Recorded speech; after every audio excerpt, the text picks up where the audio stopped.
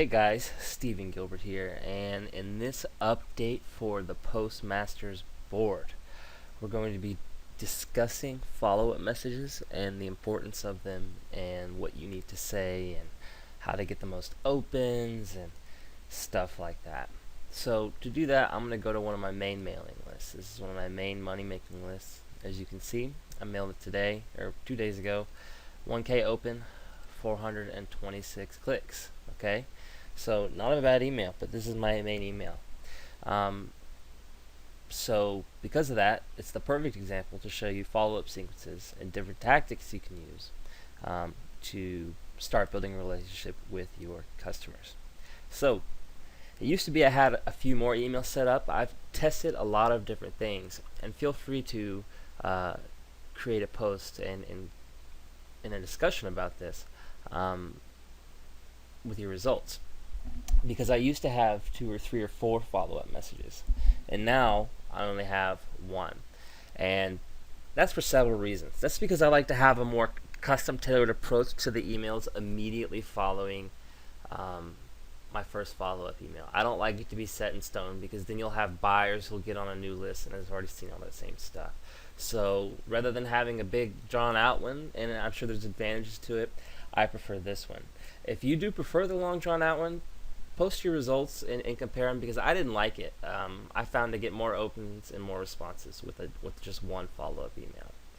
So let's get inside the follow-up email and talk about the structure of it, and then also talk about why it's set up the way it is. So the follow-up email is important because it's the first email that your customer is going to see after they buy or they opt in. So this is your this is your 15 seconds to make an impression. So for me, I immediately start with personality. I don't say hey, I don't say professional. I want people to know me. I don't want them to know a business. I don't want them to know a company. I want them to know who I am. So I start out with slang. I say yo. Other slang words would be sup, what's up, how are you, hi, that kind of stuff. Then I say welcome to the club. What that does is that creates exclusivity. It makes it seem like it's something important, something private they didn't know about before, but now they're a part of. Then I say free WSO gift inside. So I have 3 different hooks in the title. Why? Because it's important. And as you saw previously, the open rates is pretty good, 63%. That means 63% of the buyers on my list are opening that very first email, which one tells all the email servers that I'm important, so they're not going to spam me. And 2, make sure they get my next email and make sure that I continue to inbox and continue to build a relationship with them. So I start out in the email, again, with more slang. So I say, before we get to the juicy deets, let me tell you a bit about myself. So I'm going to introduce myself to them, because again, we want to build that relationship. Building a relationship is what leads to those huge 5-figure promos that we see. You know, people like Peter Garrity or Devin Zander or Alex Cass and Alex Becker, or Todd Gross. It is these relationships that lead to those high payment or high figures. So if you can take the fast route and do one-off email promotions, and we'll obviously talk about those strategies in other videos. But I prefer to take the relationship building approach, because then you get massive conversions. In fact, I made a post on Facebook about my results that I got on JVZoo the other day, just from relationship building with this one follow-up sequence. Let me show you some of my results. Okay, this is a brand new list, and this was the first promotion I did, and this was the first step of relationship building. Okay, so let's see if I can go back a couple days here. I think that's right. Yeah, look at this. Alright. 167 clicks, 181 sales. Per visitor value of $6. I guess it's a little bit glitched out. But as you can see, massive conversions from a brand new list. I have a screenshot on my Facebook page that's more accurate with the conversions. Let's see if I can pull it up here. This is my Facebook page. Feel free to add me, guys. Really cool. That's my wife, blah, blah, blah. Alright, see here. That was a screenshot I took 2 hours after the promotion.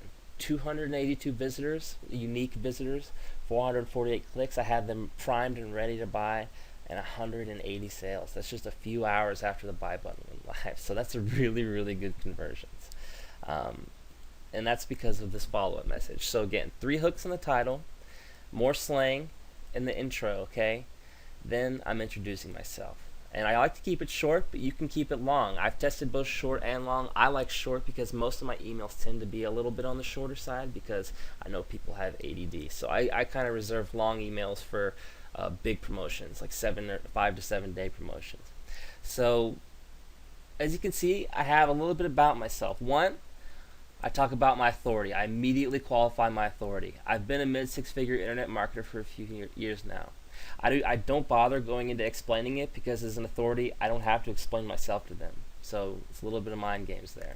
Number 2, I'm 24. True.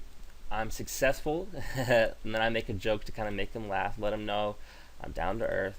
And then entrepreneur, owner of a $250,000 a year business. That's more authority. A college dropout. That's interesting. So now they think I'm maybe interesting. And here we go again.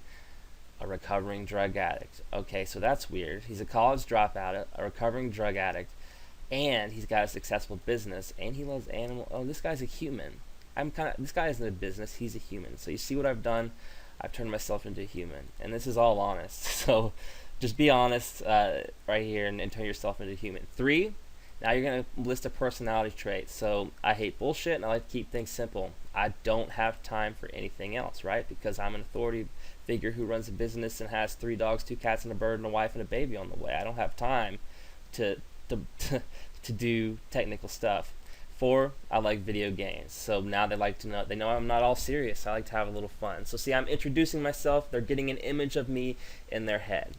And see, following up, that about covers it. You'll be receiving free gifts and reports from me periodically. At any point, you may unsubscribe, even now if you want. But I gotta say, being you just joined an awesome new movement, wouldn't you want to hang around, smiley face? So that's kind of like the hook to get them to stick around. And then, of course, I deliver on the bonus, just straight in the email. And then I say, as for your product, if you purchase one, you should be receiving an email from JV0 Warrior Plus shortly. If not, hit up my assistant at service.soulweb.org. So I've introduced myself. I love follow-up emails. I've introduced myself. I've built a personality and an image right off the bat. I've given them a gift. So I've over-delivered a gift they weren't even expecting, wasn't even listed on the sales page. And then I've given them my contact details to hit me up. I had a PS there about a webinar for after the launch. I always remove those after the launch. Good thing I'm doing this video because I just noticed. And that's that. But see, can you see how powerful this is? It's literally the first contact you have with your buyer. So you need to make use of it. And I've delivered on all the things. I've made it feel exclusive. I've introduced myself, and I've given them a gift. So these are very important, and I think every good follow-up email should have each of these. If you have any tips or tricks about follow-up emails, feel free to post them. Let's talk about it. In some upcoming videos, I'll talk more about what we do after the follow-up emails, such as sending out gifts and stuff like that. But that's all for today. Let me know what you think. Bye-bye.